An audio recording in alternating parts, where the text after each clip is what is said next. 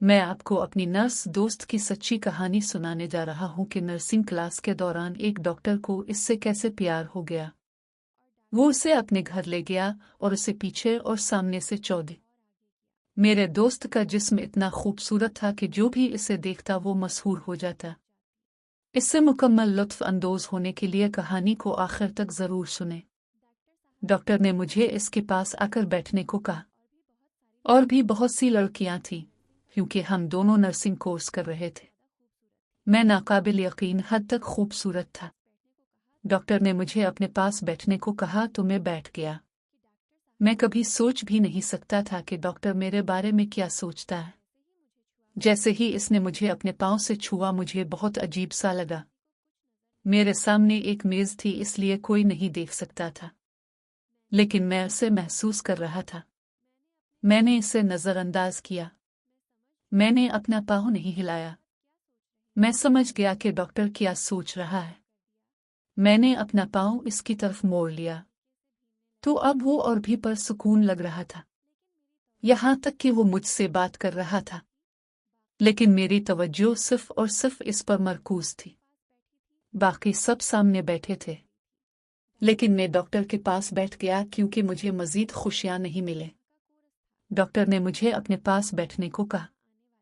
हमारा 1 माह का कोर्स था, इसलिए हम रोजाना यहाँ आते जाते थे। कोर्स शुरू हुए अभी 1 हफ्ता ही हुआ था। कोर्स मुकम्मल करने के बाद हमें नर्सिंग की नौकरी मिलनी थी। सब जा रहे थे। छुट्टी का वक्त था। डॉक्टर ने कागज का एक टुकड़ा मेरी तरफ बढ़ाया। मैं बहुत हैरान हुआ। इसने कहा, मैं तुम्हारा दोस्त बनना चाहता हूँ। मुझे ये काफी अजीब लगा। मैंने एक पेंसिल उठाई और लिखा, ठीक है, मैं आपका दोस्त बनने के लिए तैयार हूँ। इसके लिए मुझे क्या करना है? मैं समझ गया कि डॉक्टर क्या चाहते हैं, क्योंकि मैं उनके तासुरात से साफ देख सकता था। थोड़ी देर बाद सब एक एक करके चले गए। मैं भी जाने ही वाला था, तब डॉक्टर ने मेरा हाथ पकड़ लिया। ऐसा लगा जैसे मेरे जिस्म में करंट दौड़ रहा हो। ये मेरे लिए बहुत मुश्किल था। मैंने कहा, मुझे जाने दो। मैं आपसे प्यार करता हूँ। मैं समझ गया कि वो किस तरह की मोहब्बत का इजहार करना चाहता है। मैंने कहा, डॉक्टर साहिब, अगर कोई हमें देखेगा तो बहुत बुरा होगा। नहीं, यहाँ कोई नहीं आएगा।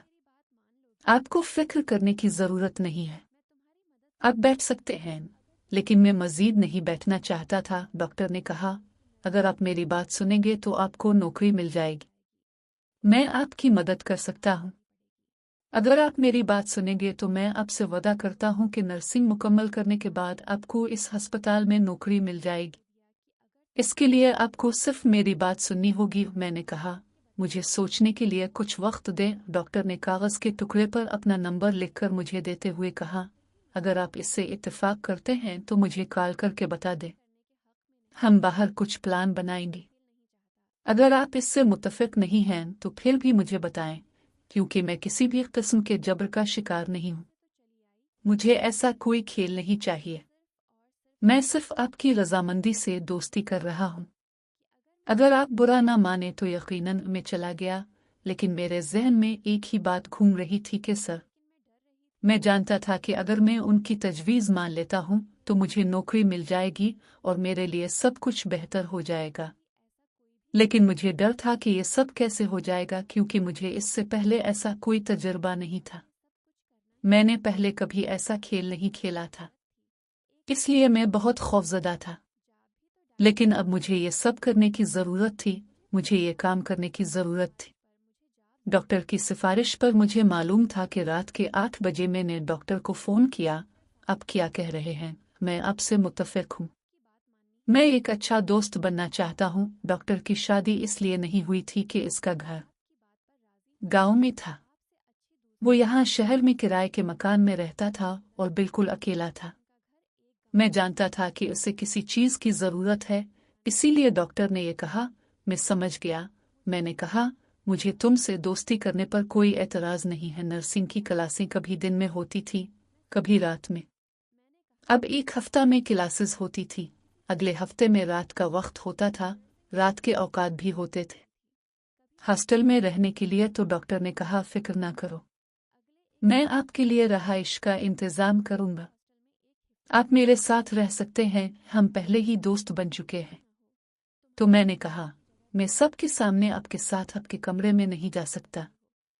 मैं खुद वहां रिक्शा से आ जाऊंगा। आज जैसे ही मेरी शिफ्ट खत्म हुई, मैंने कहा, मैं आपके साथ चलूंगा, क्योंकि कोई नहीं देख रहा था। जैसे ही मैं अस्पताल से बाहर निकला, कुछ देर सब्र करने के बाद डॉक्टर ने गाड़ी का हॉर्न बजाकर मुझे अंदर आने को कहा।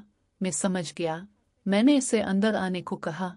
मैं समझ गया, कोई बात नहीं। मुझे डॉक्टर के साथ ही रहना था, जो मैं डॉक्टर के साथ जा रहा था।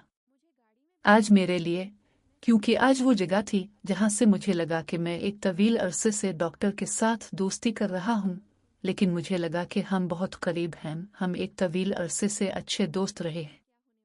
हम रोम पहुंच चुके थे। सर बाजार से कुछ खाना खरीदा, फिर हम पहुंचे। हमने खाना खाया और बिल्कुल परसुकून थे। क्या आपको कोई परेशानी है? मैंने कहा, नहीं, मुझे कोई मसला नहीं है।